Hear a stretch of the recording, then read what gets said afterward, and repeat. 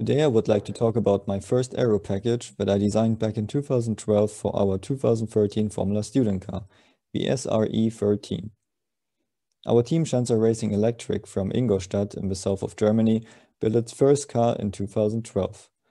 For the first car we chose a conservative design with tube frame, a slightly too big battery, and a bodywork that we designed together with automotive designers. So the SRe12 had rising lines towards the back, fake air intakes, and a fake roll bar, things you would do in the automotive world. But the car was reliable, although a bit overweight, pretty handy to drive, and we were 8th in the world ranking in our first season. So the team learned a lot, and for our second car, the SRe13, we optimized the concept and kept the strong points of the predecessor. We decided that our next car should have an aero package. And while Formula Student is a championship with pretty low speeds, so you need massive wings to generate downforce, Formula Student is also an engineering challenge to learn about race car design. So instead of generating as much dirty downforce as possible, we decided to focus on efficiency and innovations to learn things we might need in our later career. So we stick with a steel tube frame and 2 independent electric motors at the back to provide a torque vectoring that the driver could adjust at the steering wheel. But we reduced the battery capacity by 20%, which reduced the weight, and we changed the packaging quite significantly. Instead of having an upright seating position and low pedal box like in 2012, we angled the backrest of the driver much more and raised the pedal box to reach a high nose concept. Advantage was that the frontal area of the car was reduced, and also the center of gravity was slightly lower because the heavy parts of the driver's body sat lower now. We then designed a smooth bodywork that was sitting as tightly at the tube frame as possible. At the top of the nose it was even lower than the tube frame, but we covered the bulkhead with this little ramp, that also helped us to guide the flow around the driver's helmet better. This concept then allowed us to design a large Venturi-style underbody with a constant curvature and large inlet. The strong suction underneath the car now created a problem that a lot of Formula cars have.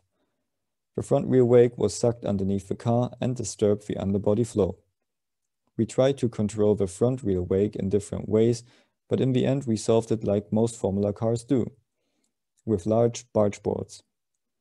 So we now had a slim design with a working underbody and good performance numbers. The next step were the wings. We analyzed different wing profile series and chose to use Strukowski profiles for our parts. The high nose concept allowed us to have a wide front wing underneath the nose, instead of mounting a wing either side of the nose. This gave us more wing area close to the ground and more downforce. Profiles in the center underneath the nose were low cambered profiles to leave as much energy for the downstream diffuser. At the sides of the front wing main plane, we chose a much higher camber to support the flaps and to create more downforce. For the flaps, we chose a curved design to guide the flow around the front wheels and at the same time leave enough space for the flow to reach the cooling and our diffuser. Blocking this area would have generated more front downforce, but also cost us underbody performance, which in return would have shifted the aero balance further forward and decreased the overall efficiency. The end plates are designed to form a side vortex to control the upper front rear wake better, and the rear gurney helps to push the rear wake further outboard. The lower end plate shape has an inclined design to be able to jack the car up at the back. Later on, when we already finished the production of the front end plates, we found further gains in cutting these holes in the lower corner, which helped to guide the flow around the lower part of the front wheel better. The rear wing rules were pretty open back then, and the wing could be as wide as the car and could be mounted to unsprung parts. So that's what we did. To reduce the center of gravity and to reduce the weight of mountings, we aimed to mount the wing as low as possible. But the lower the wing sits, the more the center flow is compromised by the driver's helmet. The approaching angle of the flow in the center is extremer than at the sides. So, to not overstress the center and create separations, we raised the leading edge in the center only according to the approaching angles we derived from CFD, and the result was this curved shape. The rear wing flap, on the other hand, had a straight and low camber design because this is a DRS flap. We used a high-speed servo and packaged it in the flap on the left-hand side. The cable was running through the narrow carbon fiber end plate, through the main plane and along the mounting rods to the control unit. Special about this design is that it was completely invisible from outside and it was fully automatic. I wrote an algorithm that was checking steering angle, throttle position, brake pressure, accelerations, and the car's speed. The logic was that the wing would always be closed below 20 km per hour for sponsoring reasons. Above 20 km per hour, the flap would always be open until a certain steering angle, brake pressure, or acceleration would be exceeded, or the driver went off the throttle. So it was a fully automatic DRS system with its own logic. The driver did not have to care about it. The downside of it was that I only designed it for the expected aero loads and did not think about that people might want to push the car at the wing. The result was that we broke a lot of servos that year and even fixed the DRS for later events. The end plates are designed to shield the lowest suction area and have a slot along the top edge to counteract the tip vortex, which reduced the induced drag a little bit.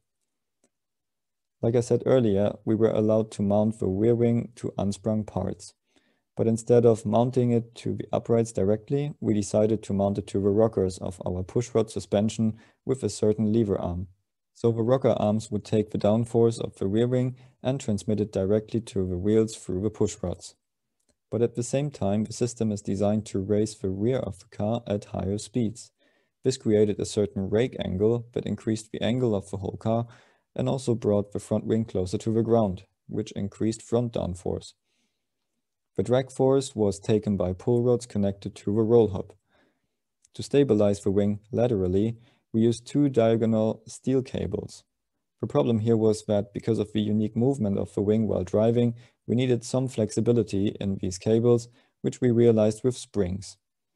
After the first test of this solution, we found that while the flexibility solved our problem, we could actually influence the rear roll stiffness with these springs in the wing mounting, because the wing was the connection between the left-hand side and right-hand side suspension at the back.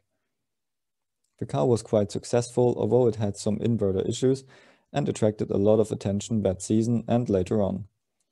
The SRe13 is still on display in the university in Ingolstadt, so if you are around and interested, have a look.